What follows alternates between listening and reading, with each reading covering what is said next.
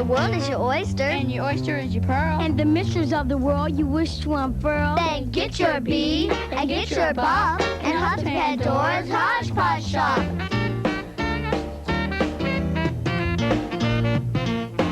Are you into bones? Are you into stones? Dinosaurs, mascot, protozoans, Swords and bugs and swords galore. Then hop to Pandora's HodgePodge store.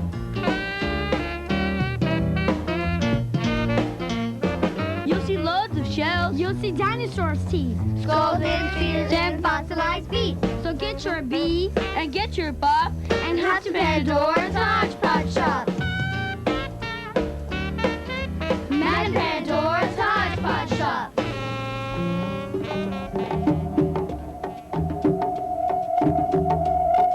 Well, hello, and welcome to my HodgePodge shop.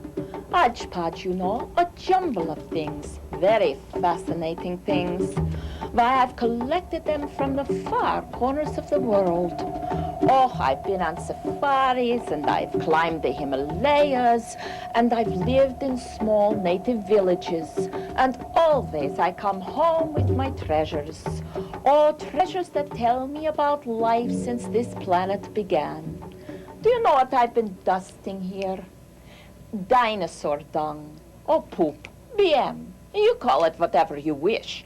Scientists have a fancy name for it. They call it caprolite. Now, this piece of caprolite is 85 million years old.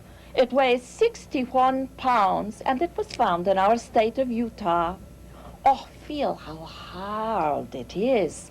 Why, over the millions of years, minerals have replaced every molecule and hardened it. That's what we mean when we say the word fossilized. Do you know? Small pieces under a microscope tell the scientists just what this dinosaur had for its dinner that night so very many million years ago.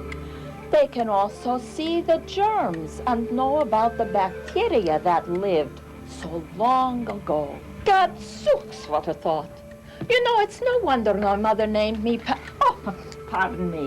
my mother named me Pandora. For you see, myth and legend have it that the ancient Greek gods made a woman and named her Pandora, and gave her a mysterious box, but told her never to open it. Pandora couldn't resist. She opened it, and out flew all the sorrows and mysteries and unanswered questions of life. Oh, my mother knew me well.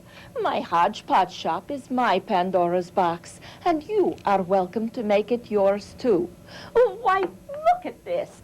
Well, this is the skull of an elephant. It used to perform with the Barnum and Bailey Circus, and when it died of old age, the elephant trainer, a dear friend of mine, sent this skull to me. I simply love bones. You can learn so much from them. I so admire paleontologists. They're the people who put together those marvelous dinosaur skeletons you see in museums. But that takes years of work. First, they travel to distant places where fossils are likely to be found. They carefully dig up and collect the bones, even the smallest pieces, and take them back to their museum laboratories. It takes years and much knowledge to put all the pieces together so we can see these fascinating creatures. You know, if you haven't been to your local museum lately, you're missing a lot. This is the fossilized skeleton of an Oreodon. Oreodons were the great-great-great-grandfather of the modern-day horse. Now, this one died in just the position you see it in 36 million years ago. Oh, horses were certainly smaller back then, weren't they? Oh, gadzooks, you frightened the dickens out of me. Oh, this is Marnie, and this is Roberto. They come here after school to help me out. We help unpack these boxes that come from all over the world. And Madame Pandora is really cool. This mask is from the Congo, isn't it, Madame Pandora? Absolutely right. You see these shiny cowrie shells here? Mm-hmm. In some parts of Africa, they were considered so valuable that they were used as money. And you see this? That represents an elephant's tusk, and an elephant's tusk was a sign of royalty. Madame Pandora, Why were masks so important to people? Oh, well, before the days of scientific knowledge, there were many questions that couldn't be answered. And people would put on a mask, and by doing that, they could communicate with the spirits of the earth and the sky. Wearing a mask, a person could become a strong animal or a powerful god and control the forces of nature. You mean things like thunder and lightning? Or hurricanes and earthquakes? That's right. Are those voodoo dolls? Oh, good guess, Marnie. But no, these are figurines called fetishes or nkisi, and they're from Africa. Madam Pandora, how come they have nails in them? Oh, that is a very interesting question. Well, let's say that two people have an argument. They go before the chief and they shout out their differences, and then they hammer a single nail into this nkisi, and that means they can't argue anymore. It's like a binding agreement. But what if they do? Oh, if they do, it would mean that they have lied while hammering the nail, and the spirits would know and punish them. Oh, what an intelligent way to settle matters. Two nations at war or people arguing, and instead of harming one another, they hammer a nail into here and we have peace. Oh, Madam Pandora, that's got to be Temujin. Oh, my goodness, I'm having such a wonderful time. I nearly forgot he was coming. Marnie, put on your mask and go give him a Madam Pandora welcome. Temujin is a dear friend of mine from Africa and a marvelous storyteller. Jumbo, Madam Pandora. Jumbo, Temujin. Jumbo. Jumbo. Jumbo. Jumbo means hello in Swahili. Temujin, do you remember where we met? Oh, I certainly do. It was a little Yoruba town named Abeokuta. You were living there, and I came there to tell stories. And God's can you tell good stories? Well, you know, storytellers are the people who passed on legends and history from generation to generation in a time when there were no books or newspapers, not even TV. Imagine that. No books or TV? Yeah, but Marnie, that would be neat. Sitting around a fire and listening to a storyteller. Oh, but they didn't just sit around. The whole village participated, and oh, the music and the dancing and the drums.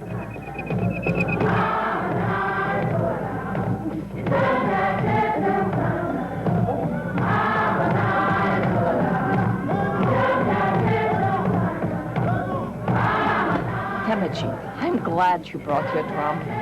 Well, for many African people, drums are the heart and soul of the community. While they were used in religious ceremonies and festivals and parties, they were even used to communicate. Now, a drum like this is called a talking drum because when I squeeze the strings that run between this head and this head, it changes the way the drum sounds. Let me give you an example. Kakara, kakara, fijosaya. Kakara, kakara, fijosaya. You know what that means? That means when the worm is crawling, it looks like he's dancing. But he's not really dancing. That's just the way he walks. Oh, it's kind of like talking on the telephone. Yeah, a lot like talking on the telephone. In fact, let's say there's a war going on, and the war has ended, and the two governments want to let the fighters know to stop fighting. Well, they could pass a message with a relay of drummers from New York City all the way to Washington, D.C., quicker than anyone could go on foot or even on horseback. Temujin, is it tough to learn to be a good drummer? Well, it takes a lot of work and practice, just like if you were learning to play the piano or the violin. Now, this type of drum doesn't have as many sounds, but the sounds that it does make are the tone, and the bass, and slap. And when you put those three together, then you have drum music.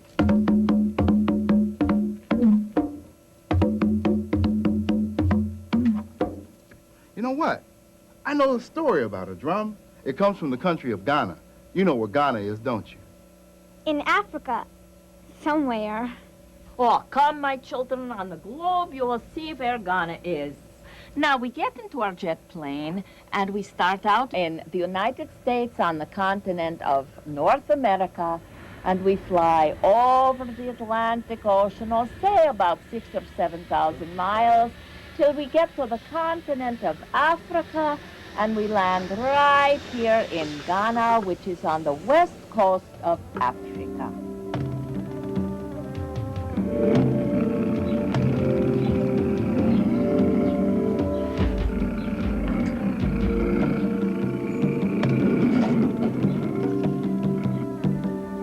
by tea, there was a time when the world was young. All the leopards had a problem because kings used leopard skins on their thrones, including Inyame, the king of all creation. Well, Osebo, the leopard, decided he was going to do something about it. He was going to sneak into the palace and steal Inyame's thunder drum, which would make him the king of all creation. And he snuck into the palace and he stole that drum. And the drought started immediately. Everything began to dry up.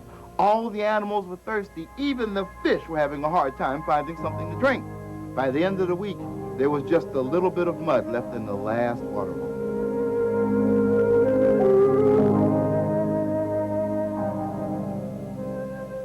And Inyame looked down and he said, what are we going to do? Someone must get that drum back so that I can play it and there can be rain. And the elephant stepped forward and said, don't worry about it. I'll go get that drum. I'm big, I'm strong, and I've never been afraid of leopards. And he walked on in his stately elephant walk.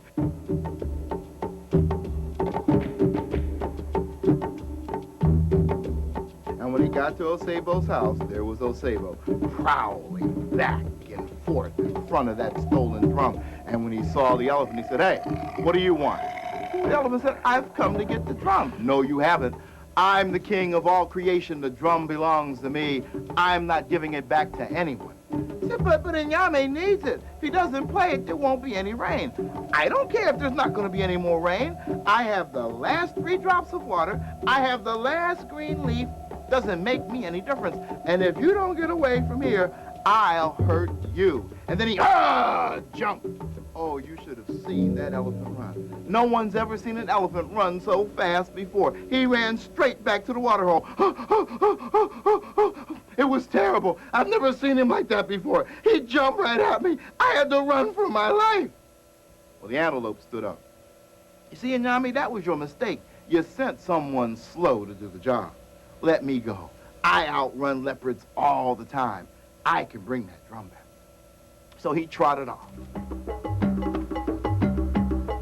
And when he got to Osebo's house, there was Osebo prowling back and forth in front of that drum. And he said, Osebo, I've come to get the drum. And Osebo said, no, you haven't. I'm not giving this drum to anyone. I am now the king of all creation, and if you don't get away from here, I'll eat you. And he leaped. Well, you've never seen an antelope move so fast or jump so high. He jumped almost all the way back to that water hole. Oh, it was terrible. He almost ate me for lunch. And Inyame shook his head. This is awful. What are we going to do? Who's going to get the drum back? And then there was a little voice that said, I'd like to try. And everyone looked around, and when they looked down, there was the turtle. And a laugh went up through the crowd. Come on, turtle. You're slow. You're not big and strong. How could you possibly get the drum back? I said, well, you sent strong, and he didn't get it. And you sent fast, and he didn't get it. How much worse can I look if I don't get it? And Inyame thought about it. Said, you're right. I'll let you try. And he walked on over straight to Osebo's house, and there was Osebo prowling back and forth in front of that drum. And when he saw the turtle, he started to laugh. Oh, they are really scraping the bottom of the barrel now. They've sent you to come and get this drum? Turtle said, no. I didn't come to get the drum. I just came to look to see whether or not it was true. What true? Well, whether or not the new drum was bigger than the old one. The new drum's bigger. I'm going back. There's no new drum. This is the only drum. I'm the king of all creation, and this is the only drum. Nope. There's a new drum. It's bigger. It's so much bigger, and Inyame himself can climb up inside it and disappear. And Osebo said, I can climb in this drum. I can. No, an ant couldn't get inside that drum. I'm going home. No, wait a minute. Wait a minute. I can prove it.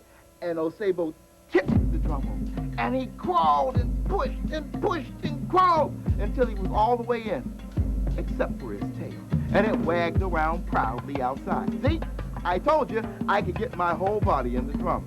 Turtle said, that's not good enough. Look at your tail. It's wagging around outside. I'm not impressed. You get that tail in there, and that'll really impress me. Well, Osebo, he pushed and he squeezed and he squeezed and he pushed until the tail disappeared. And quick like a flash, Turtle gathered up some mud and made a mud pie from them last 3 drops of water and squeezed the juice out of that last green leaf, and he slapped that mud pie right over the opening of the drum. And it dried just like that because the sun was so very hot. Nosebo started to cry. Oh, let me out, let me out. Turtle said, no, I'm not. I'm taking you and the drum straight back to Inyame. And he rode it straight back to the watering hole. And when he got there, the crowd said, what should we do with Osebo? And Yame said, we're not going to do anything. I'm going to set him free. I understand why he was upset, and I will not have leopard skins on my throne anymore. But what should we do for the turtle? After all, he's a hero. Turtle, what would you like? Well, I kind of like being small, and I don't really want to be fast or strong. I know. I'd like a shell. Yeah, then I could have a house, and when the sun's too hot, I could go inside, and when it's raining and cold, I could go inside. That's what I want. I want a shell. And Nyame said, fine, you'll have a shell.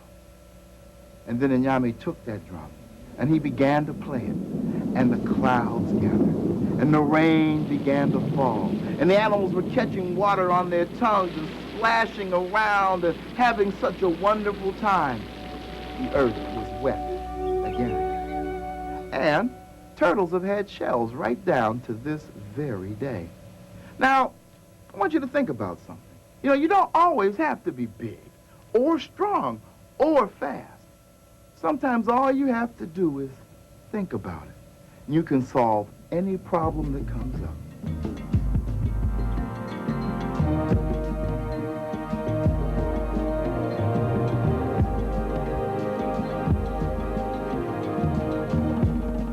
God, Sooks, that was terrific. Didn't I tell you so? Next time I hear thunder, I'll think of Inyame beating that big drum of his. And that clever turtle. He's a real superhero. Well, I'm glad you think so. I've had such a good time, but I really have to go. You know, storytellers are busy people. Kwaheri. Oh, Kwaheri means goodbye in Swahili. Kwaheri, Temujin. You will come and visit Oh, again you bet. soon. Oh, wonderful. Now, children, have you finished putting the labels on those items you took out of the box that came from China? Yes, Madam Pandora. Oh, wonderful, wonderful. Madam Pandora, I have to get going. I have a softball game tonight. Oh, well, you win. But now ride your bike carefully, darling, and thank you, thank Bye. you, thank you. Oh, that's my mom. I have a dentist appointment. Oh, my poor darling, everything will be okay. Mwah. I thank you. I see you soon. Oh, my goodness. I guess it's time to close my shop. You know, sometimes I stand here and I feel all the spirits of the past. Oh, gad sooks, how much I can learn from them. Darling, please go to your library and read up on drums and drummers and masks and fossils, and you come back and tell Madame Pandora what you found out. Pandora's shop is here to stay, so be sure to come back on another day. You'll see lots of things you've never seen before. At Madame Pandora's HodgePodge store.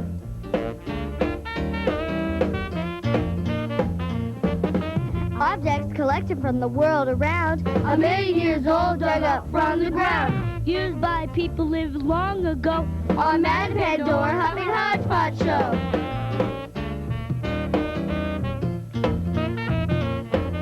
Madame Pandora is waiting for you to share her wonderful collection too. So get your bee And get your buff. And hop to Pandora's HodgePodge Shop.